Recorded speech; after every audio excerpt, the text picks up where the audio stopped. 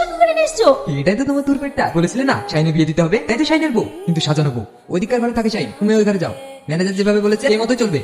একটা দরকারি মিটিং চলছে আর কানে করে এখানে সবসময় কানে করে এখানে করবে। ওকে আমি কে তুমি? এখানে একটা দরকারি প্রজেক্ট নিয়ে আলোচনা চলছে, তোমাকে এখানে ঢোকার পারমিশন কে দিল?